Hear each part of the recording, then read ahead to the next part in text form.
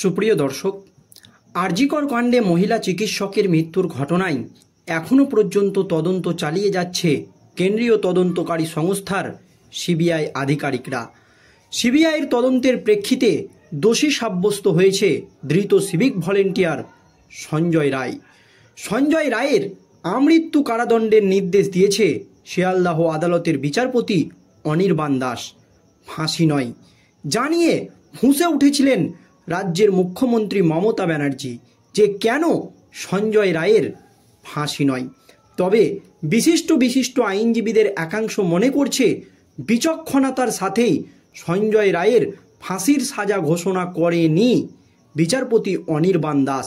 কারণ মূল মাথাদেরকে গ্রেপ্তার করার জন্য সঞ্জয় রায়ই একমাত্র হাতিয়ার, আর সঞ্জয় রায়কে ফাঁসিতে ঝুলিয়ে দিলেই সমস্ত তথ্য প্রমাণ লোপাট হয়ে যাবে। সেই জন্যই কেউ সঞ্জয় রায়ের ফাঁসি চাইছে। আর নির্যাতিতার মা এবং বাবার অভিযোগ যে আরজিকরের মতো এই নৃশংস হত্যাকাণ্ড কিছুতেই ধৃত সিভিক ভলেন্টিয়ার সঞ্জয় রায়ের একার পক্ষে ঘটানো সম্ভব নয়। এর পেছনে আরও বড় মাথাদের হাত রয়েছে। কারণ আরজিকরের একাধিক দুর্নীতির কথা জানতে পেরেছিল তিলোত্তমা, সেই জন্যই তাকে সরিয়ে দেওয়া হয়েছে।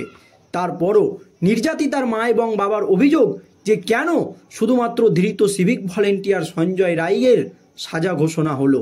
যারা তথ্য প্রমাণ লোপাট করেছিল, যারা আরজিকরে দুর্নীতি করেছে, সন্দীপ ঘোষ এবং টালা থানার ওসি, তাদের কি কোনো সাজা হবে না? এই অভিযোগ তুলে নির্যাতিতার মা এবং বাবা সুপ্রিম কোর্ট এবং হাইকোর্টের দ্বারস্থ হয়েছিল।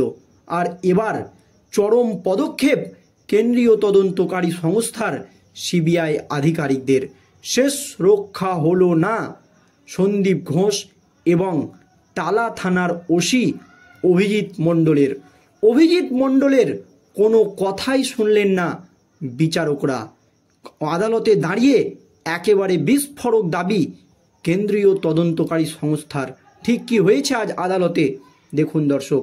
শিয়ালদাহ আদালতে আরজিকর মামলার তদন্তের অগ্রগতির রিপোর্ট জমা দিল সিবিআই। জানানো হলো দ্রুত এই মামলার অতিরিক্ত চার্জশিট আদালতে জমা দেওয়া হবে। এছাড়া সিবিআইয়ের দাবি যে আরজিকর মামলায় টালা থানার প্রাক্তন ওসি অভিজিৎ মণ্ডলের ফোনের সিম কার্ডটি অত্যন্ত গুরুত্বপূর্ণ। এখনই তা ফেরত দেওয়া যাবে না।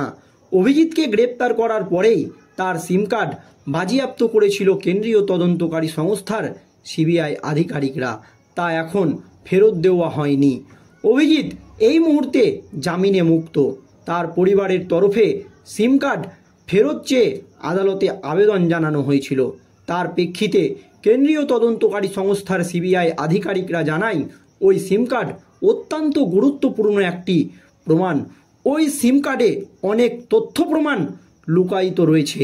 তদন্তের স্বার্থে ওই সিম কার্ডটি অত্যন্ত প্রয়োজন, তাই আপাতত তা কিছুতেই ফেরত দেওয়া যাবে না। সিবিআইয়ের আইনজীবী ওই সিম কার্ডটিকে তদন্তের সবচেয়ে গুরুত্বপূর্ণ অংশ বলে উল্লেখ করেছেন। তাহলে বুঝুন দর্শক, ওই সিম কার্ডের মধ্যে কী এমন রয়েছে যে কেন্দ্রীয় তদন্তকারী সংস্থার সিবিআই আধিকারিকরা তা ফেরত দিল না। তা নিয়ে কিন্তু ইতিমধ্যেই প্রশ্ন উঠে গিয়েছে।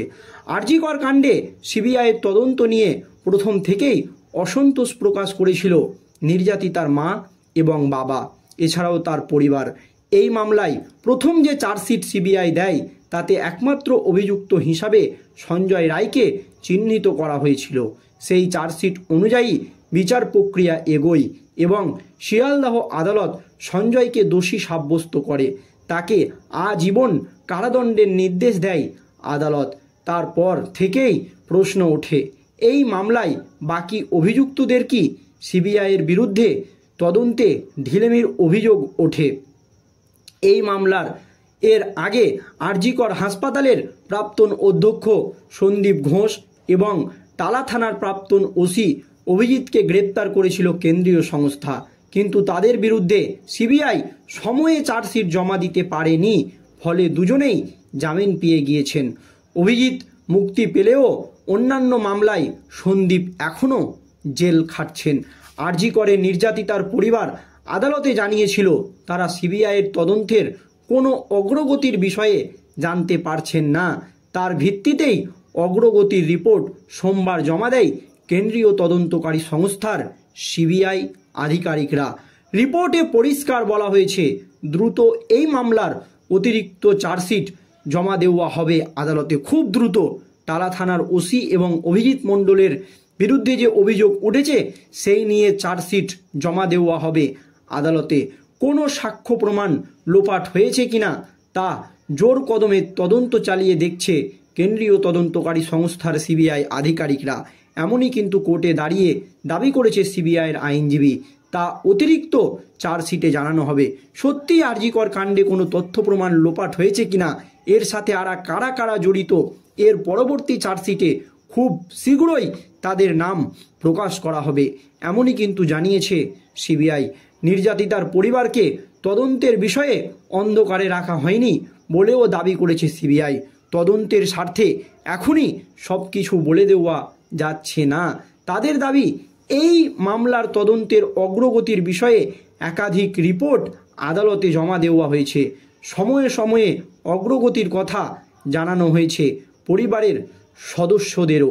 কিন্তু অভিজিৎ মণ্ডল হঠাৎ করে কেন সেই সিম কার্ডটি কোর্টে চাইলো বা কোর্টের কাছে আবেদন করলো, তা নিয়ে কিন্তু নতুন করে প্রশ্ন উঠে গিয়েছে। আর এতেই কেন্দ্রীয় তদন্তকারী সংস্থার সিবিআই আধিকারিকরা পরিষ্কার জানিয়ে দিয়েছে যে অভিজিৎকে গ্রেপ্তার করার পরেই তার সিম কার্ড বাজেয়াপ্ত করা হয়েছিল, আর তা এখন ও ফেরত দেওয়া হয়নি। অভিজিৎ এই মুহূর্তে জামিনে মুক্ত। তার পরিবারের তরফে সিম কার্ড ফেরত চেয়ে আদালতে আবেদন জানানো হয়েছিল।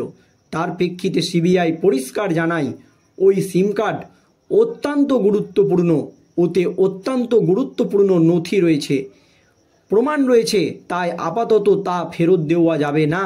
সিবিআইয়ের আইনজীবী সিম কার্ডটিকে তদন্তের সবচেয়ে গুরুত্বপূর্ণ অংশ বলেও উল্লেখ করেছেন। আরজি কর কাণ্ডে সিবিআইয়ের তদন্ত নিয়ে প্রথম থেকেই অসন্তোষ প্রকাশ করেছিল নির্যাতিতার পরিবার। এই মামলায় প্রথম যে চার্জশিট জমা দেয় সিবিআই, তাতে একমাত্র অভিযুক্ত হিসাবে সঞ্জয় রায়কে চিহ্নিত করা হয়েছিল। আর সেই চার্জশিট অনুযায়ী বিচার প্রক্রিয়া এগোয় এবং শিয়ালদহ আদালতে সঞ্জয়কে দোষী সাব্যস্ত করে তাকে আজীবন কারাদণ্ডের নির্দেশ দেওয়া হয়। তারপর থেকেই প্রশ্ন ওঠে, এই মামলায় বাকি অভিযুক্তদের কি হবে। সিবিআইয়ের তদন্তের ঢিলেমিরও অভিযোগ ওঠে। আর এই মামলায় এর আগেই আরজি কর হাসপাতালের প্রাক্তন অধ্যক্ষ সন্দীপ ঘোষ এবং টালা থানার ওসি অভিজিৎ মণ্ডলকে গ্রেপ্তার করেছিল কেন্দ্রীয় তদন্তকারী সংস্থার সিবিআই আধিকারিকরা। এবার তাদের বিরুদ্ধে আর কয়েকদিনের মধ্যেই চার্জশিট জমা দিতে চলেছে সিবিআই। ধন্যবাদ।